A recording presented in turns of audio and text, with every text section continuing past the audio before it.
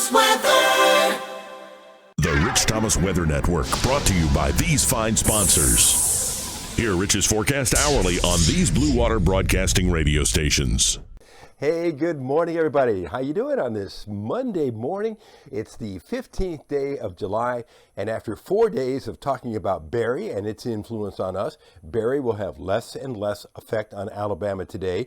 I mean, the western counties perhaps, but for most of us, the forecast is starting to go back to normal. So how much rain did you have at your house from the 4-day Barry rainfall? I had about 0.98.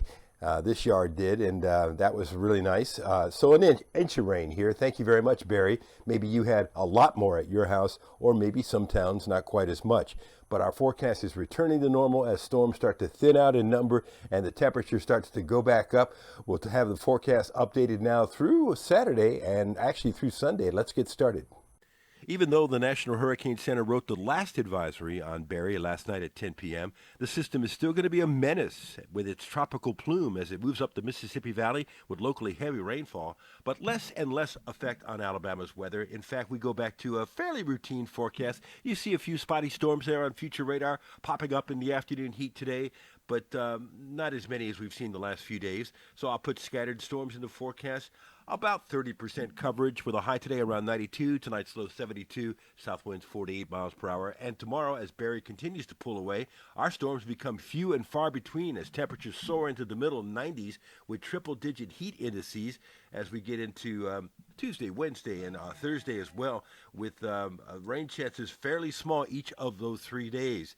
Then Friday, back to the middle 90s again with triple-digit heat indices, but I think the rain chances are a little bit better over the upcoming weekend. You know, we'll bump them up to close to 40% as we get into Saturday and Sunday, so a little bit better chance of a cooling shower or thunderstorm over the upcoming weekend, but no big-ticket weather in our forecast for the next several days. So we'll review with a high in the middle 90s tomorrow and rain chances small at 20% Tuesday, Wednesday, and Thursday, and triple-digit heat indices all 3 days. Rain chances slightly better, perhaps on Friday, not much, but then a little bit better chance, 40% as we get into Saturday and Sunday. Out in the tropics, as Barry fades away, no new tropical systems in the next 5 days. There was Invest 93L out there, but it fizzled out.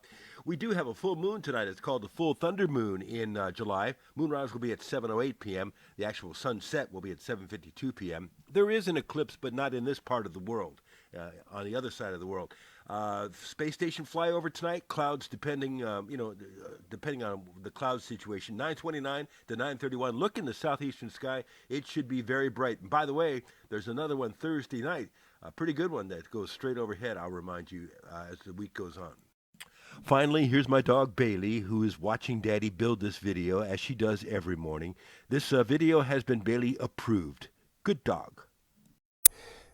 Glad Bailey approved. She is the quality control engineer, I guess you might say. That's all I have for you this morning. Everything's normal. We are back on the radio this morning from 6 to 9 on News Talk 93.1 with Greg, Jay, and Emily. And Ryan Stinnett and I will talk weather on TV on CBS 8 and ABC 32 at 5:50 a.m. Join us on the Alabama News Network on Rising.